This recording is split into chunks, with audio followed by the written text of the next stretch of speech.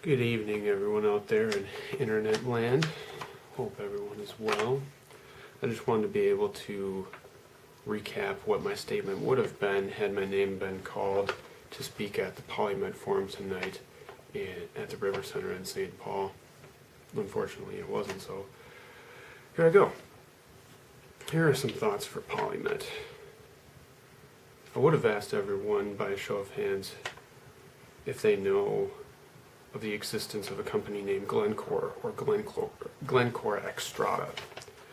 I think it's important to know who Glencore is, being that last July they announced that they had acquired 31,756,979 common shares of PolyMet Mining Corp., bringing their total of shares owned to 78,724,821 shares, or 28.6% of the entirety of the shares outstanding. So Glencore owns PolyMet. Now what? Well, did you know that they also own/control 24% of the world's barley, 10% of the world's wheat, 50% of its copper, and 60% of its zinc?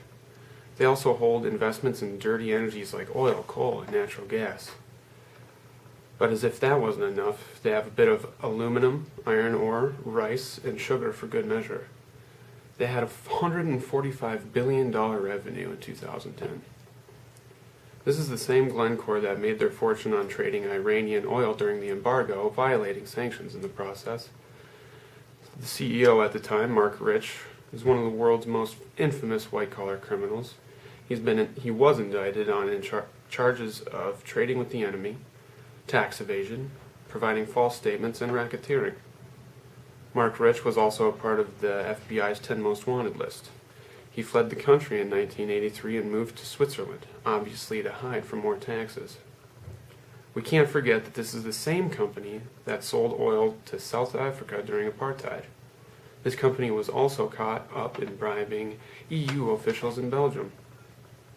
You know those skyrocketing food and commodities prices? The things we used to be able to afford, but now we can't? That is thanks to lucrative capitalist trading such as this. They also successfully lobbied the Russian government in 2010 to halt wheat exports after a weak harvest. This allowed them to push up the price around 15% on grain Glencore had stockpiled. We can't forget about the union busting. According to Industrial General Secretary Jyrki Reina, quote, megacorporations like the Swiss-based Glencore Xstrata are increasingly distant from the operations they own and manage, many of which are in developing countries where weak governance gives companies plenty of opportunities for dubious dealings. Union organizers in different South American countries have died at the hands of this corporation. Is that the kind of union brotherhood we want here in Minnesota? In 2006, the Steelworkers Union in Ontario was quite vocal about their opposition to this company. Quote, Xstrata and its largest shareholder Glencore International share a history of union busting and disregard for the damage they do to communities, end quote. That was from Steelworkers Director in Ontario, Director Wayne Fraze. He also said, quote, some years ago in the U.S. we had to fight Glencore when it forced an ugly 20-month lockout of our members at an aluminum refinery in Ravenswood, West Virginia. We don't think Xstrata would be good for workers, end quote. Do I even need to go into the record of Glencore polluting the planet we all share? I think it goes without saying that if this project goes through, we might have another Freedom Industries debacle on our hands. Dump the toxic crap in our land and water, stick us with the cleanup bill, which could last hundreds of years, and then file bankruptcy. Take the money and run. I realize the Iron Range is struggling. I completely empathize with that point, as I feel most in opposition to this project do. But we all have to ask ourselves, is this worth it? Does the pristine land we call home deserve this kind of treatment from a corporate person?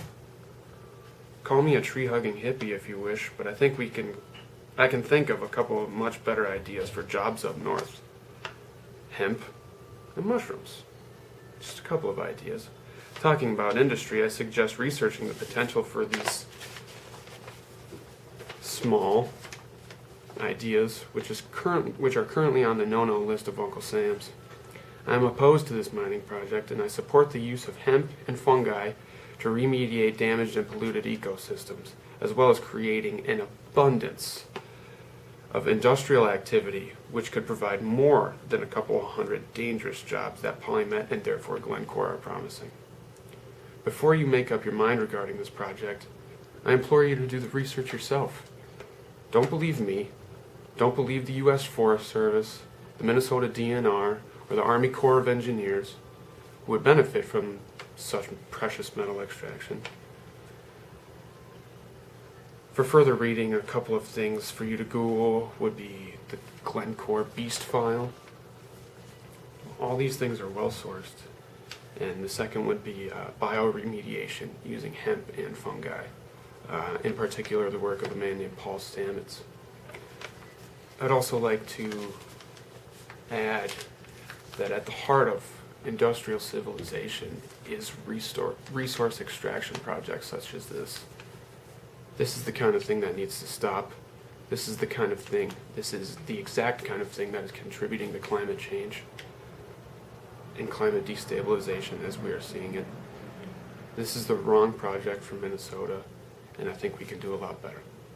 Thanks for your time, and keep fighting.